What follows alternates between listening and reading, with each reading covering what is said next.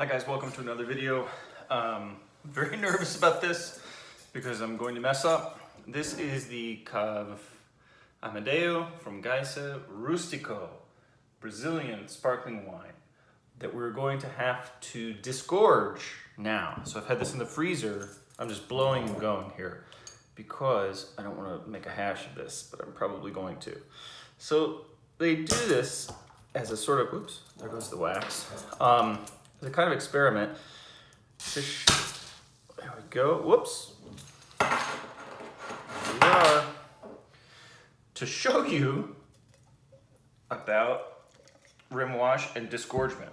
Pardon me for a moment while I go get rid of this capsule, and you can see the, whoops, the rest of it right there. Pause for just a moment to be continued.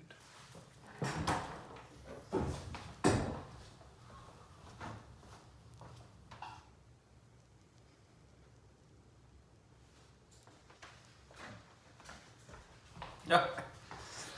All right, so we're back. That went better than I had expected. So essentially what they're trying to show here is how Méthode Champenoise sparkling wine is made. So it comes with a little seal here, 93 points descorchados, not bad. It describes what they're doing. So it's under screw cap, as I showed you. And that is what comes out after it's been in the freezer for about 90 minutes. Now I screwed up, so the instructions are put it at about a 75-degree angle upside down for about a week so that the yeast cells will sort of fall into the neck of the bottle and stick to the cap. Then you're supposed to put it in the freezer for 90 minutes and then open it. Now I screwed up because I put it in the refrigerator, right? And upside down at 75 degrees angle.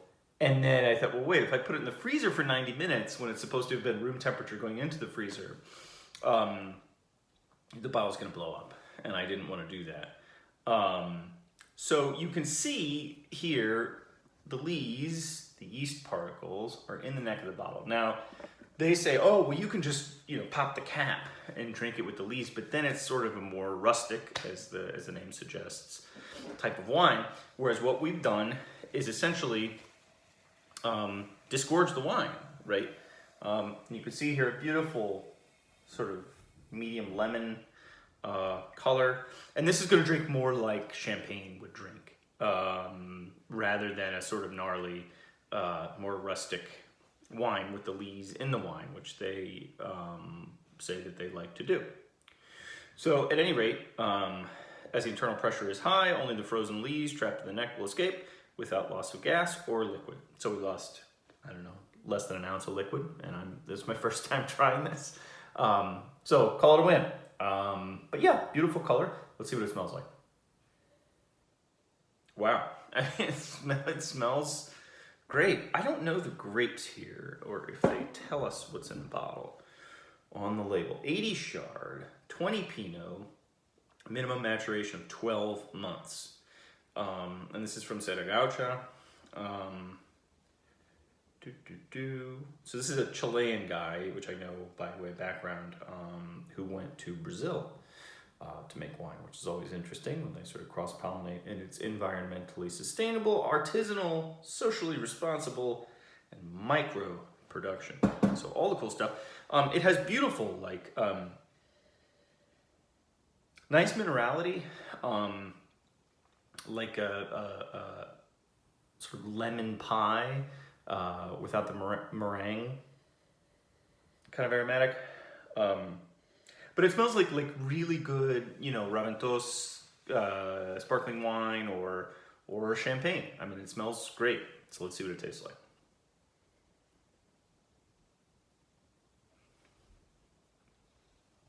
Oh. So it's still got some of that yeasty thing going on there, but not too much. Lots of minerality. like real chalk, kind of Kimmeridge, stone.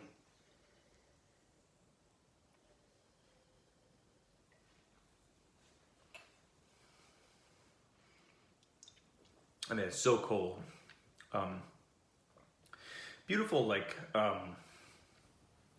this is gonna sound weird, but like almost not quite ripe red currant, which I don't know why they would taste like that. But it's got some body. I mean, this is a medium full bodied sparkling wine. It's very persistent, even served way too cold as this is.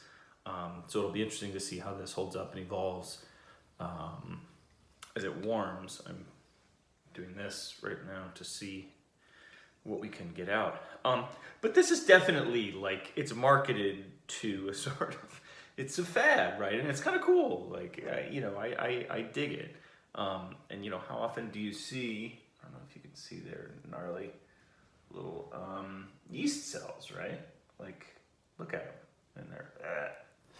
So obviously this would be disgorged, corked, and then either aged further or sent to market.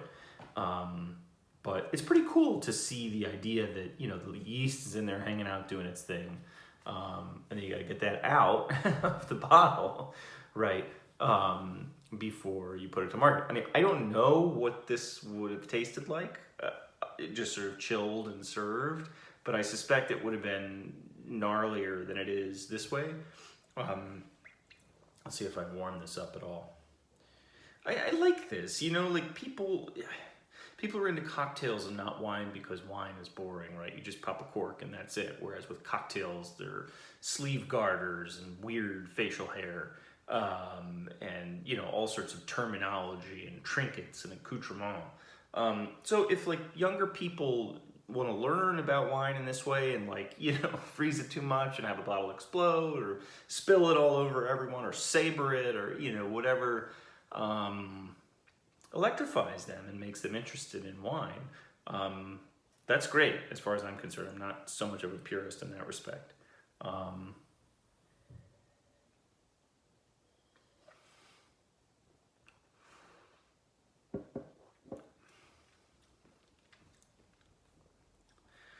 I mean, I think there's still some lees in here, but it's just like really persistent and it's classy. I like it a lot. I would say I'm 91 points on the Amadeu Rustico. I don't know if this is vintage. I don't think so. Is it? No, I assume it's not vintage. Rustico Nature, right? So this is going to be super, super low dosage. Yeah, it doesn't say vintage, so I assume it's not vintage. But I like this, and I like the idea of making wine weirder, right? So that people who think wine is sort of passé and, Uncle Pete's weird fetish can give it a try and can get into it and, maybe spill some wine on themselves in the process. 91 points, Amadeu Rustico Nature. And this is in the lowish 20s, I think, or 25, give or take a few bucks. So something fun to do with your friends who may not be into wine. And they have a little QR code on there if you're squirrely about, figuring out how to do it. They have instructions on the other side, but it's a QR code here so that you can find your way. Fun stuff.